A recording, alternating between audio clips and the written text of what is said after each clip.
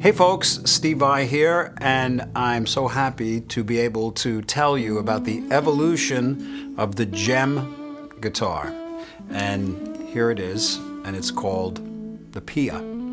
The JEM started coming about when I was looking for a guitar that fit my idiosyncrasies of my playing. And I designed something and then brought it to Ibanez to create, and that became the JEM. We've had 35 years of amazing success with the JEM, and there's no plans to discontinue it. It's a great instrument, still is. It's what I've played. The PIA is more of a new signature guitar that's sort of an evolution of the JEM. Hopefully the JEM will be in production till long after I've whammied my last bar. In the beginning, I also felt that at some point it might evolve a bit and change.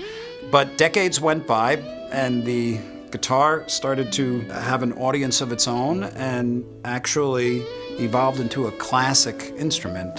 I was at NAMM, and we were celebrating the 30th anniversary of the JEM, and the idea of changing or evolving the guitar a bit started to become very attractive. Maybe it was time to make a change. A few years ago, Steve approached us about working on an evolution to the Ibanez JEM, which turned out to be this guitar I'm holding right now, the Ibanez PIA. One of the most identifying features of the JEM is the monkey grip. The monkey grip was interesting and quirky and very much who I was at that time. And I knew that probably at some point I wanted to experiment with changing that. So I was looking for something that captured more of the entirety of the instrument. The grip here, this design, was also reminiscent of flower petals, the petals of a flower, which are the most beautiful part of the flower. It's also very reminiscent of the yin and yang sign, yin and yang, which depicts balance. So we started thinking, how else can we pick this up? And one of them was just the sharpness, because the JEM has it's got sharp edges all around it. So what we did with the PIA was kind of beveled these a bit and changed the contours of some of the cutaways to kind of be proportionate with the contours of the pedal grip. Especially here, it was something I always actually wanted to do, because then when you sit with the guitar, it just feels more organic, more comfortable. The volume pot was moved down just a little bit. So then in coming up with a name for this new inlay, we called it the PIA Blossom. It's sort of reminiscent of the original JEM Tree of Life inlay, but all of these designs actually pick up the dimensions and the feel of the pedal grip, so it creates like a synergistic effect. That started to hold true throughout the various design elements of the instrument. As you can see here on the back, this cutaway here, it was something I always wanted to kind of fool with. So now when you grip this instrument here, it's even smoother, it's even freer. Can I show you something really cool? Do you mind? Look at this. Okay, magnets. Isn't it about time? I mean, what is this where you have to have all these little screws, and then if you want to change a string, you have to unscrew like 6 screws. And what happens if one of those screws falls into the carpet? It's gone. That's the abyss for a screw. You never find it. You know how much time you spend changing strings because of these little screws? Not anymore, brother. Love that. And of course it comes with the standard last 4 frets, 1, 2, 3, 4, being scalloped, similar to the JEM. So you can really grab that note.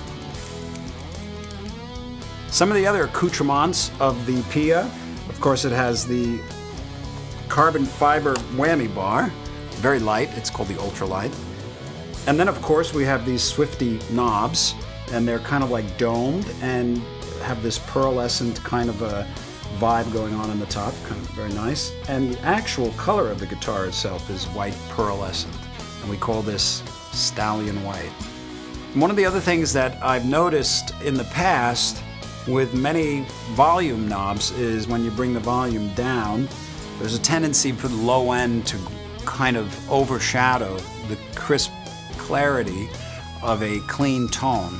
So I started putting these volume capacitors in my guitars, in my JEMs, and what that does is it's kind of like it's a high-pass filter. So it filters out that bottom end that is clouding up the tone and washing things out.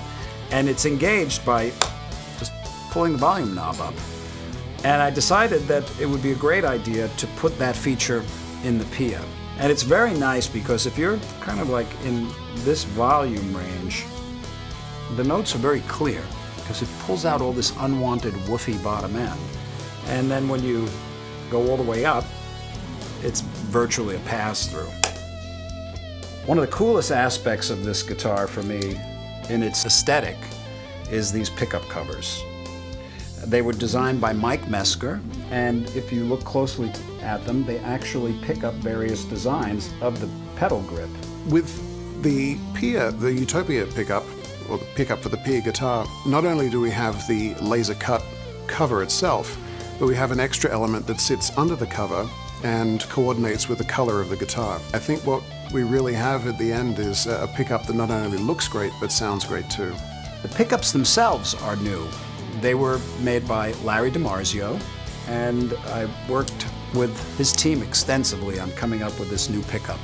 We started out with an Evolution pickup, and I wanted to have a little more softer top end, friendlier, and a little less mids and a tighter bottom end, and just a tad more output. So they're a little more powerful, but they're sweet, and they work perfectly with this instrument. I honestly cannot say how pleased I am with the final product. All of us at Ibanez could not be more excited about the new PIA model. And to make its launch extra special, we'll be releasing 3 limited edition finishes in 2020, along with Stallion White. These finishes were named by Steve himself and are Envy Green, Panther Pink, and Sundew Gold. When I got the final instrument, I couldn't take my eyes off it. There was something about it that was captivating. I mean, like truly captivating. And even when I have it in my studio and I walk past it, which is many, many, many times a day, I stop and I look at it. It's enchanting. That means we hit the mark.